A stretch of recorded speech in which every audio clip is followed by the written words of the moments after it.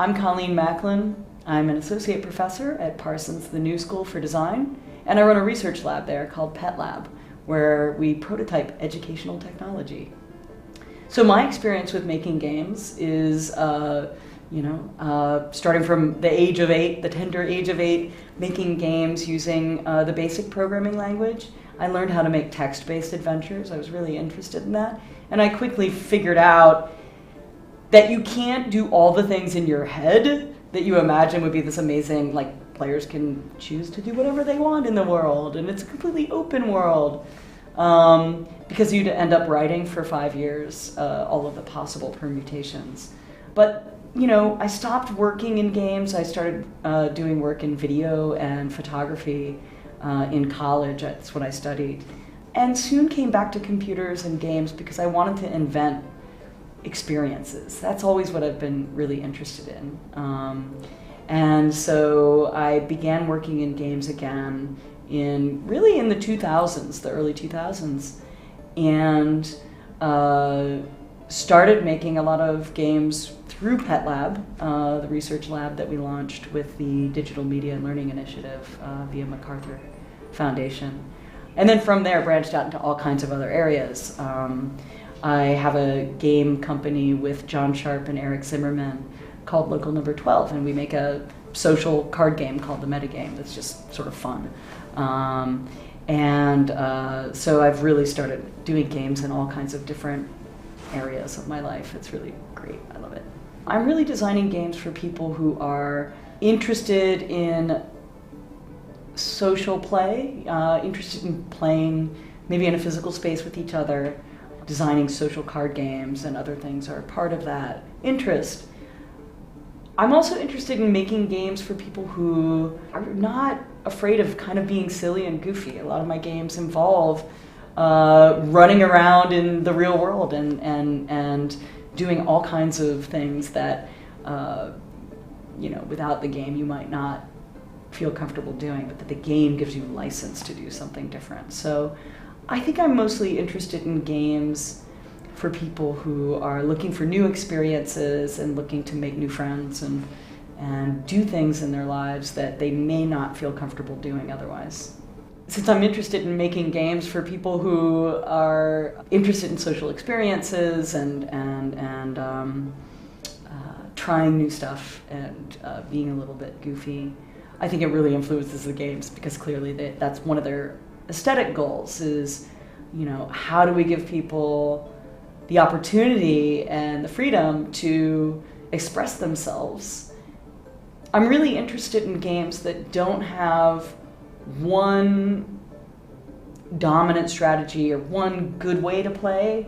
I'm interested in games that give people lots of opportunities to play in the way they want to, or to discover new things that and new ways to play that they didn't know about or that they weren't anticipating when they started playing the game. So for me, the best things games can do is kind of get you out of your normal patterns, your normal thinking patterns or sort of behavior patterns, and get you to do something new or see something in a new way.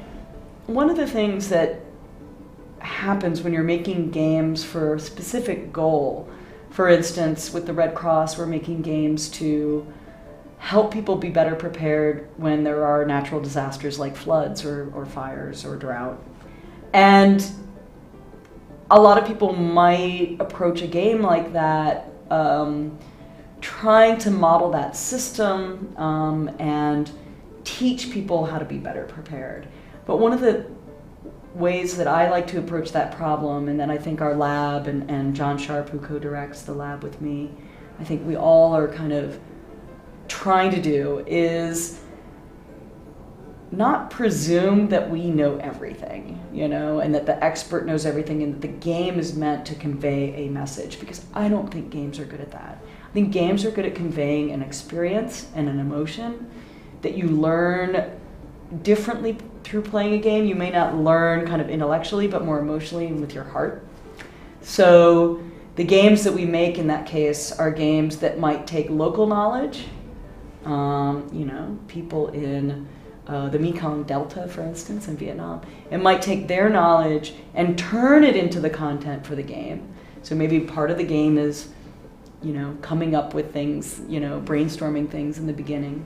The community brainstorms together. And then the stuff from that brainstorm becomes part of what we play with.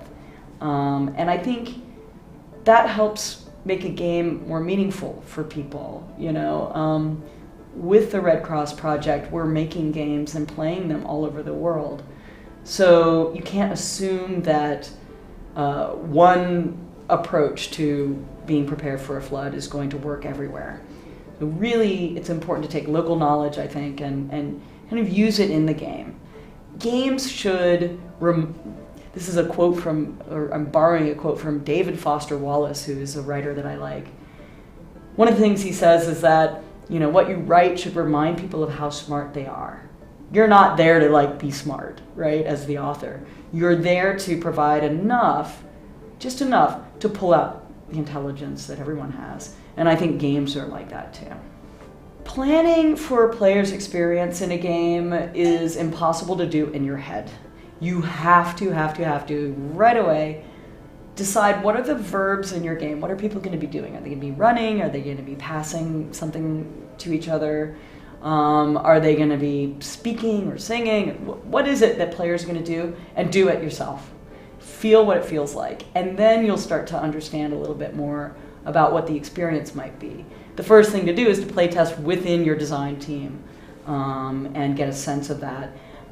I mean, you might have an initial goal. You might want the game to convey a feeling of togetherness or collaboration. In that case, you probably don't want to have the game be two teams fighting against each other for a limited resource like points. You probably want to get everyone playing together against some other force, whether it's just the rules of the game itself or, a computer or one facilitator. So there are strategies, but the first thing I would do is just decide kind of what players might be doing, what feeling you kind of want, and then test it yourself and see how close you are. A player's experience in a game is shaped by a lot of things. I think the first thing that people often don't think about that you need to start with is the context. Where is this game going to be played? Why? If I'm making a word puzzle game for the iPhone, people are usually playing games on their iPhone when they're on the subway or in between things. They don't necessarily want to spend an hour playing a game on their phone. It might be a minute or less of gameplay that makes sense. So that will shape the design first and foremost. If it's for a classroom, what does that look like? How can you use the classroom? So that's the first thing, and I think a lot of people forget that. They think of the game as this discrete object that just can be inserted in any situation, and that's not the case. What's the context? Who will be playing it? Where, when, how? The next thing that I really try to think about, and this is a model that Mark LeBlanc and Robin Hunicke kind of thought through, is this idea of mechanics, dynamics, and aesthetics. I would suggest reading the paper, but in a nutshell, what that means is the mechanics or the rules, how do they work and how does what the player doing kind of create dynamics, meaning positive feedback loops if you're doing well, or maybe negative to keep everyone on an even keel. Does the game speed up towards an end, or does it drag out? And then aesthetics. How does that game feel? So usually you start with the aesthetics, how does a game feel, and you work backwards, right?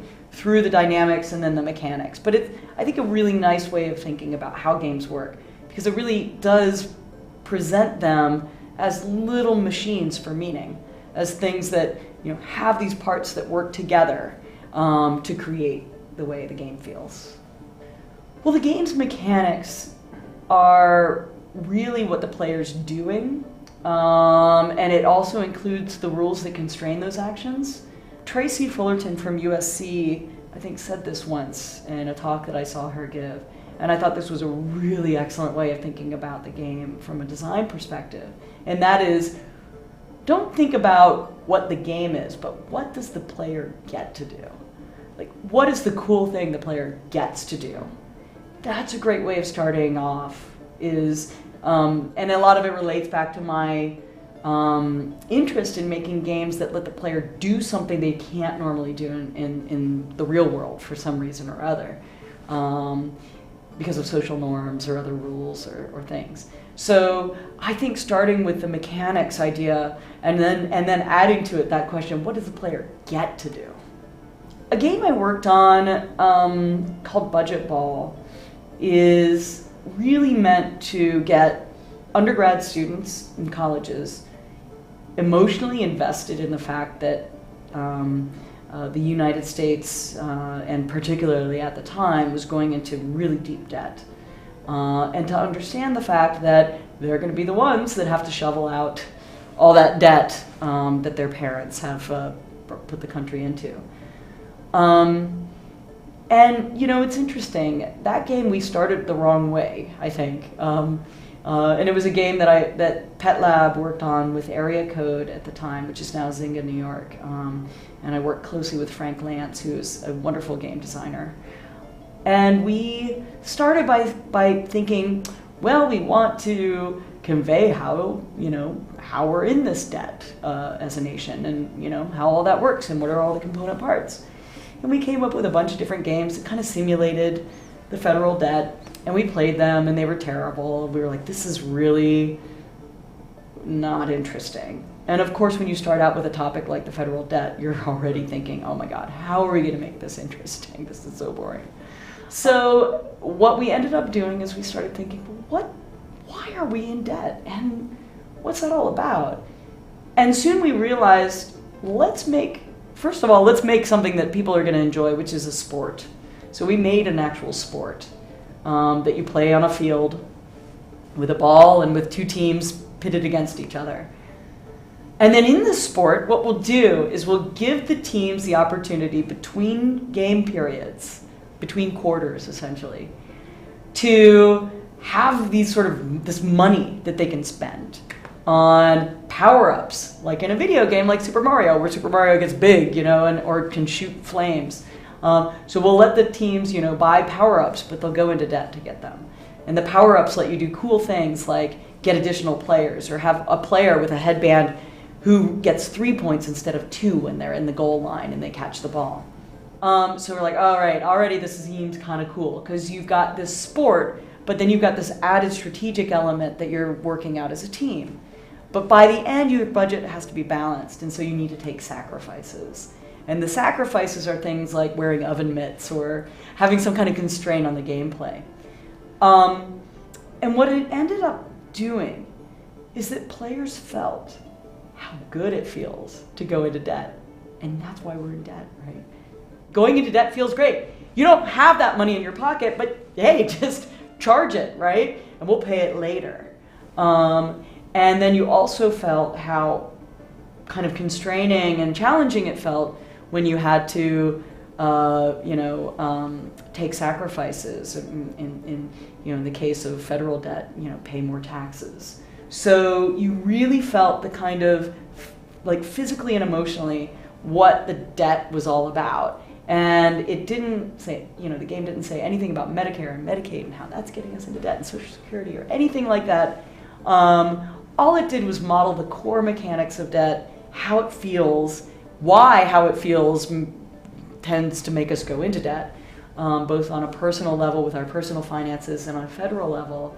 And then just got, students talking about the issues, got them kind of engaged. And the game was fun because every year it went to the National Mall and was played with congressional budget officers and others against college students, and the college students always won, which was great.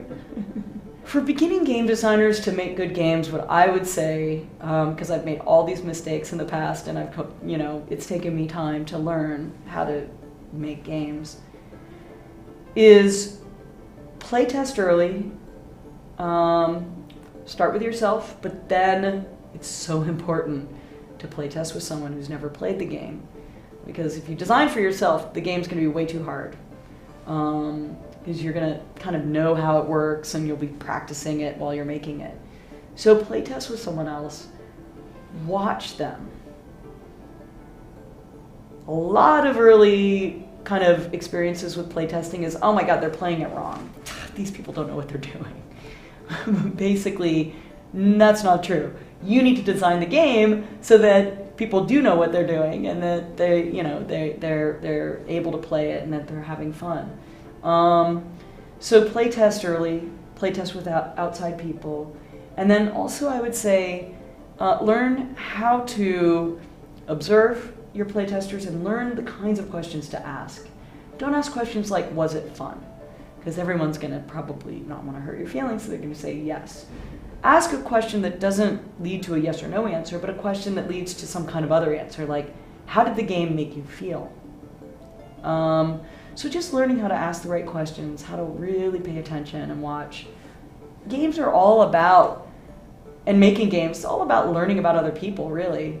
It's not even so much about learning about games, although games are really these fascinating, very diverse forms of art. But it's really about learning about each other, learning about players and about humans. I think the first thing you want to do when you're prototyping is try to figure out how to prototype just the main part of the game. Every game, like any good story, right, should have one kind of arc, one through line, right? So instead of trying to do lots of different things in one game, try to do one thing really well. And that might be, give people the feeling that they're flying or exploring or hiding and, or searching.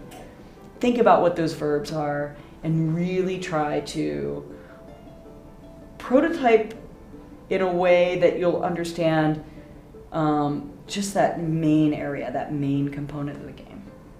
I think a common thing that people make mistakes with when they're prototyping for the first time is that they're trying to do too much. They also hesitate to make something and spend a lot of time planning and thinking of all the things the game's going to do. Make something and see how it works by playtesting it and keep it simple. I think complexity is something that a lot of beginners end up trying to include in their games. The game should be simple. The complexity comes from all the emergent strategies that players bring to the game. So it's interesting to me, games, like chess, when you think about them, you're like, wow, it's a really complicated game. There's all these different moves and all these different things. Really, there's only about 5 or 6 different ways that the pieces move. It's not that complicated. What's complicated is when you start playing against someone and you have to figure out what your next move and the move after that's going to be. That's where you get that kind of feeling of complexity, and it's not from the rules. So when you're designing a game, keep it simple and aim for complexity in the play of the game. I think the main thing with games is don't get discouraged. Making games is pretty hard, but also it can be really rewarding to see other people play your game and enjoy themselves and have fun. So, if you're trying to build something and it's just not working and you've prototyped it and play tested it a bunch of times, just set it aside, make something else. Don't get too discouraged and, have fun with it. I mean, that's ultimately what games are about, right? Games are about giving people the opportunity to step away from all their daily concerns and worries and cares and take some time to do something that doesn't really impact their lives, but enriches them in a way that's really meaningful. So just have some fun. Think about what the player gets to do, like what cool thing the player gets to do, and just keep trying, keep making stuff. Your first games are going to be terrible. That's okay. You have to get those games out of your system first.